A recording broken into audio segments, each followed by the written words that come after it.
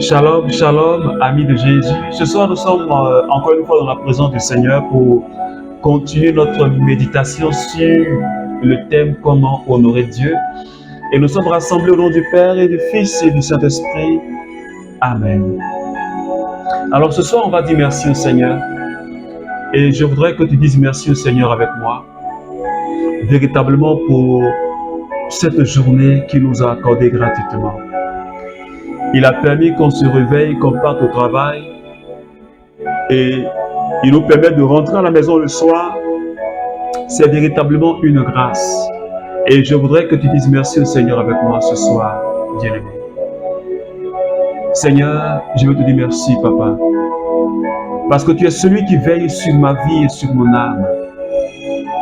Tu es celui qui a veillé sur la vie de chaque membre du renouveau charismatique.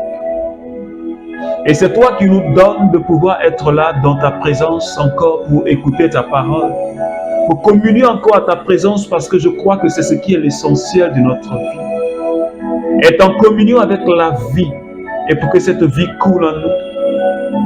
Je veux te dire merci encore ce soir. Merci parce que ta présence me fait tellement de bien.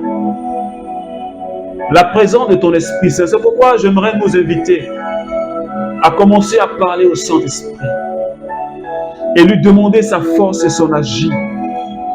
Lui demander de nous aider à comprendre le thème de ce soir.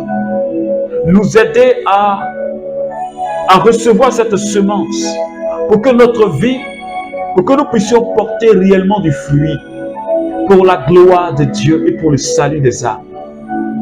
Seigneur Esprit Saint, ce soir prends le contrôle de ma vie. Ce soir, prends le contrôle de toutes ces personnes qui sont en train de prier avec nous ce soir. Merci pour la vie de tous mes frères et sœurs du renouveau charismatique et pour ta présence qui est toujours manifestée en notre cœur, dans notre vie et au travers de chacun de nous. Saint-Esprit, merci ce soir pour ta présence et pour ta force. Béni sois-tu, Seigneur. Et j'aimerais te dire que je t'aime, Saint-Esprit.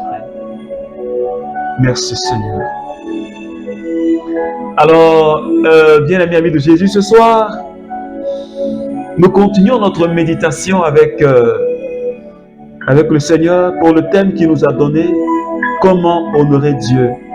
Et le deuxième point que nous allons aborder ce soir, c'est honorer Dieu en l'adorant. Honorer Dieu en l'adorant. Et le Seigneur nous dit en Exode chapitre 20, le verset 3, il dit, « Tu n'auras pas d'autre Dieu face à moi. Tu ne te feras pas d'idole, ni rien qui ait la forme de ce qui se trouve au ciel là-haut, sur terre ici-bas, ou dans les eaux. Tu ne te prosterneras pas devant ces dieux et tu ne les serviras pas. » Alors, la seule personne que toi et moi nous devons adorer, la seule personne, j'allais dire le seul Dieu, le véritable, devant qui nous devons nous adorer, c'est Jésus, c'est notre Père. C'est lui que nous devons servir. Et c'est lui devant qui nous devons nous prosterner. Je ne sais pas si tu me comprends. Parce que adorer Dieu, c'est rendre un culte à Dieu. Adorer Dieu, c'est se dévouer à Dieu. Adorer Dieu, c'est le respecter. Nous rendons un culte à Dieu. Nous nous prosternons devant lui, nous le prions, nous l'invoquons. Et le Seigneur nous dit en ce soir que c'est Dieu seul, c'est Jésus seul que nous devons prier. C'est Jésus seul devant qui nous devons nous prosterner. Et il ne doit même pas avoir un autre Dieu devant la face du Seigneur. Nous ne devons pas avoir un autre Dieu en dehors de Jésus. C'est pourquoi Nous devons nous séparer de tout ce qui est comme idolâtrie dans notre vie. Tout ce qui se dresse comme idolâtrie dans notre vie, nous devons nous séparer de ça. Parce que si tu aimes quelque chose plus que Dieu, cette chose-là devient une idole, une idole. Cela veut dire que tu adores cette chose. Or, c'est Dieu seul qu'on doit adorer. Si c'est ton mari, ta femme, tes enfants, que tu aimes plus que Dieu, alors ils deviennent une idole pour toi. Et non seulement on ne doit pas faire de quelque chose une idole, on ne doit pas mettre quelque chose à la place de Dieu dans notre vie. Cette chose-là peut nous détourner du Seigneur. Parce que c'est lui seul qu'on doit adorer. Et si dans ta vie, et si dans ta famille, il y a aussi un fétiche, et qui en réalité un démon, tu dois te séparer de cela. Parce que le seul Dieu devant qui on doit se prosterner, c'est notre Dieu qui est dans le ciel.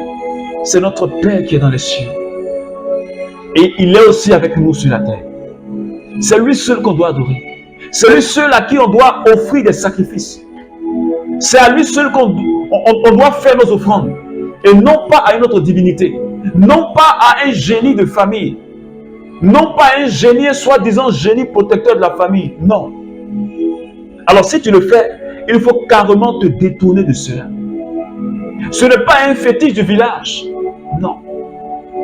Ça peut être même être un jour de la semaine.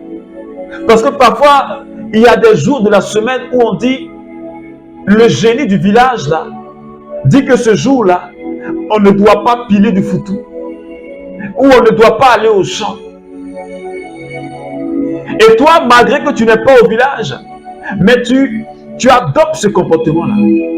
Parce qu'on dit c'est ce jour-là, on ne doit pas manger avec une fourchette. Alors toi, tu obéis à cela.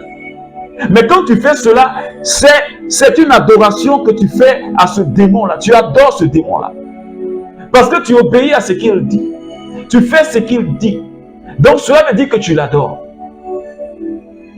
Parce que ce jour-là, on dit qu'il faut s'habiller en rouge. Alors tu t'habilles en rouge. Tu adores ce génie-là. Mais ce n'est pas Dieu que tu adores. Et ce matin, le Seigneur nous dit, la seule personne qu'on doit adorer, à qui on doit rendre un culte, c'est Dieu, Jésus. Lui seul, et non pas un autre. C'est à lui seul que nous devons nos offrandes. C'est à lui seul que nous devons nos sacrifices. C'est à lui seul. Et non pas un démon de famille, non pas un génie de famille. L'adoration, comme je viens de le dire, c'est une forme de prière. C'est une dévotion à Dieu. Un culte à Dieu. Mais en plus de cela, l'adoration doit être pour nous un style de vie. L'adoration doit être pour moi un style de vie et pour toi aussi un style de vie. Par tous les actes qu'on va poser, nous serions en train d'adorer Dieu. Je peux faire une offrande et qui est pour moi un signe d'adoration pour Dieu. L'offrande que nous faisons est un signe d'adoration pour Dieu. Les dons que nous faisons, que nous donnons, quelque chose que nous donnons à l'église, que ce soit de l'argent, que ce soit en nature, c'est vrai que c'est à un homme que nous remettons, à un serviteur de Dieu, mais c'est à Dieu que nous le faisons. Et c'est notre adoration. Notre vie tout entière doit être adoration.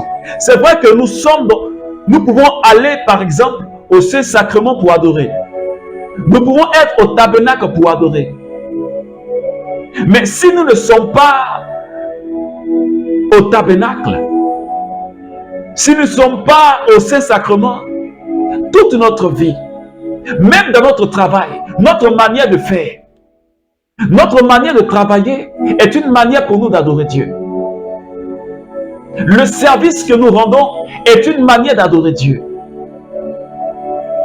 La charité que nous manifestons est une manière d'adorer Dieu.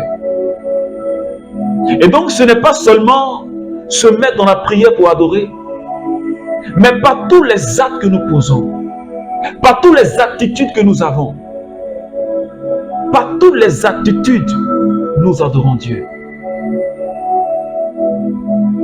Dis-moi, quelle est ta manière d'agir? Je te dirai quel Dieu tu adores. Dis-moi quelle attitude tu as, je te dirai quel Dieu tu adores. Parce que si quelqu'un qui vit dans le mensonge, qui vit dans le vol, qui vit dans la corruption, qui ne fait que mentir et calomnier, il n'adore pas Dieu. Il adore un autre Dieu, mais qui n'est pas Jésus. Mais celui qui vit dans l'amour de son prochain, celui qui vit dans l'amour de son prochain, celui qui vit dans la charité, celui qui aide le pauvre, le délaissé, celui qui prend soin de son frère. Parce que la Bible dit que, et c'est Saint Jean qui dit, celui qui dit qu'il aime Dieu et qui déteste son frère qui est devant lui, c'est un menteur, c'est un meurtrier. C'est pourquoi l'adoration doit être pour nous un style de vie.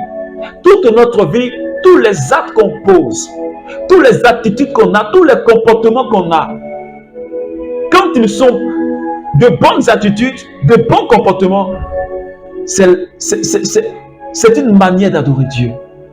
C'est pourquoi je nous invite que de par notre vie, que de par notre charité, que de par nos offrandes, nos dîmes, que de par notre comportement, nous puissions adorer le Seigneur. Nous puissions continuer à le célébrer dans nos actes. C'est cela, honorer le Seigneur en l'adorant. Être dans sa présence, le prier, l'invoquer, mais aussi par nos actes, l'adorer. Alors que Dieu nous donne cette force, qu'il nous aide véritablement, pour que nous soyons réellement remplis de sa personne. Nous soyons remplis de lui. Pour que tous les actes que nous posons ne soient pas des actes fortuits, mais que ce soit poussé par notre amour pour Dieu, poussé par le fait que nous honorons Dieu par nos actes, par notre charité, par notre amour. Que Dieu nous accorde sa grâce, qu'il nous accorde sa force, pour que nous soyons des adorateurs, en esprit, en vérité, et par notre vie. Que Dieu nous bénisse et qu'il nous garde tout au long de cette nuit. Au nom du Père et du Fils et du Saint-Esprit. Amen. Amen. Amen.